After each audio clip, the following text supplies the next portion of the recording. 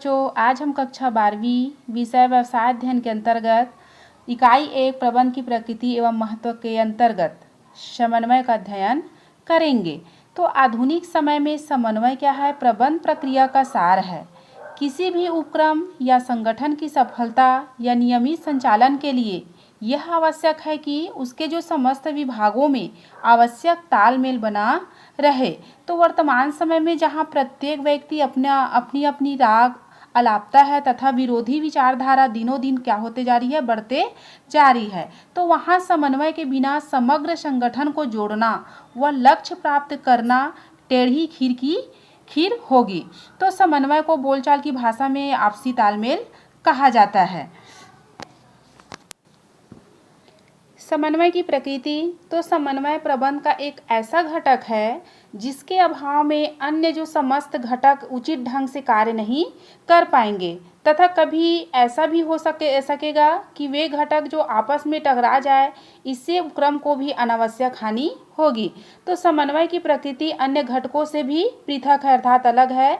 समन्वय सभी घटकों के साथ व उनके मध्य विद्यमान होता है या नहीं या रहना चाहिए। तो समन्वय की प्रकृति के संबंध में निम्न बातों को भी ध्यान रखना चाहिए कि किस तरह से आपसी तालमेल होना चाहिए।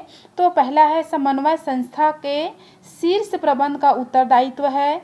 दूसरा है, समन्वय नेतृत्व संबंधी कार्य का एक महत्वपूर्ण अंग है जिसकी अवहेलना नहीं की जा सकती। तो तीसरा है, समन्वय एक प्रक्रिया है जिसके तहत प्रत्येक संस्था में कम या अधिक किंतु समन्वय आवश्यक है।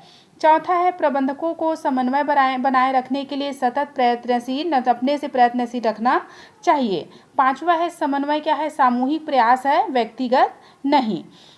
सातवां है, सामूहिक लक्ष्यों की प्राप्ति, जो सामूहिक जो लक्ष्य होते हैं उनकी प्राप्ति के लिए समन्वय के संभव नहीं है। तो आठवां है, कार्यों में समन्वय बनाए रखने के लिए प्रत्येक व्यक्ति को संस्था के लक्ष्यों का ज्ञान होना आवश्यक है। नौवां है, समन्वय प्रबंध का सार है, अतः यह संगठन के सभी क्षेत्रों में विद्यमान रहता है। 10वां है, समन्वय रचनात्मक एवं सृजनात्मक शक्ति। समन्वय का महत्व, तो व्यवसाय व्यापार हो या कोई भी संगठन या संस्था बिना समन्वय अर्थात बिना तालमेल के कभी भी लक्ष्य को प्राप्त नहीं कर सकती है। तो किसी टीम की सफलता भी समन्वय पर ही आधारित होती है। तो बिना समन्वय के ना तो हवाई जहाज उड़ाया जा सकता है और ना ही समुद्री जहाज को आगे बढ़ाया जा सकता है। किसी उपक्रम में समन्वय के महत्व को बताते हुए कुंटज ओडोनेल ने कहा है कि समन्वय प्रबंध का एक कार्य ही नहीं अपितु प्रबंध का सार भी है। अतः स्पष्ट है कि प्रबंध की क्षेत्र में समन्वय का विशिष्ट स्थान है। तो समन्वय के महत्व को निम्न बिंदुओं से स्पष्ट किया जा सकता है। तो समन्वय का महत्व है, पहला महत्व है प्रबंधकीय कार्यों का आधार।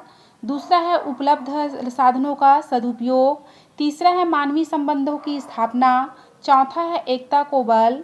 पांचवा है विकास को बढ़ावा और छठा है प्रमाप एवं विशिष्टीकरण को प्राप्त करना। तो सबसे पहले आता है प्रबंधकीय कार्यों का आधार। तो समन्वय प्रबंध के समस्त जो कार्यों की कुंजी होती है अर्थात चाबी होती है। प्रबंध के विभिन्न कार्य, जैसे कौन कौन से कार्य होता है समन्वय के अंतर्गत? तो नियोजन करना, संगठन, नियंत्रण, निर्देशन और अभिप्रेरणा की सफलता तब ही मिल सकती है जब इन कार्यों के मध्य उचित समन्वय अर्थात उचित तालमेल हो।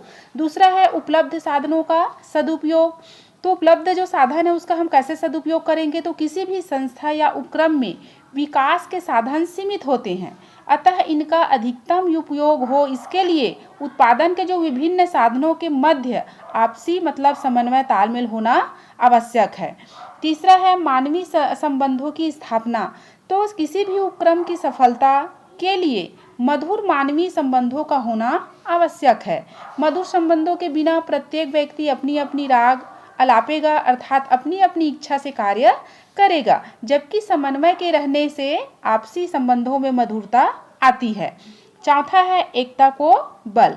तो समन्वय रहने से उचित तालमेल बना रहता है। उचित तालमेल से कर्मचारियों में एकता बनी रहती है तथा एकता से ही शक्ति प्राप्त होती है और शक्ति से विकास के मार्ग भी क्या हो जाते हैं? खुल जाते हैं। अतः समन्वय से विकास होता है तथा प्रबंधकीय कर्मचारियों में एकता बनी रहती है। 5वां है विकास को बढ़ावा। तो किसी भी संस्था या व्यवसाय का विकास उस समय ही संभव है जब वहाँ के उत्पादन के जो समस्त साधन व विभागों के मध्य उचित समन्वय हो। तो बिना समन्वय के बिना विकास की बात करना रेत पर महल बनाने जैसा होगा। 6वां है प्रमाप एवं विशिष्टीकरण को प्राप्त करना। तो अपने उत्पादन जो होते हैं, उत्पादन के स्तर जो को निर्धारित प्रमाप लाने के लिए सभी वर्गों व उत्पत्ति के जो साधनों में उचित समन्वय आवश्यक है, ताकि एक दूसरे की जो समस्याओं को सुनकर या देखकर उसका समाधान किया जा सके। इस प्रकार उचित प्रभाव प्राप्त हो जाने से विशिष्टीकरण की स्थिति को बढ़ावा मिलेगा व विशिष्टीकरण के लाभ उपक्रम को प्राप्त होगा। यह हो गया फर्स्ट चैप्टर समाप्त।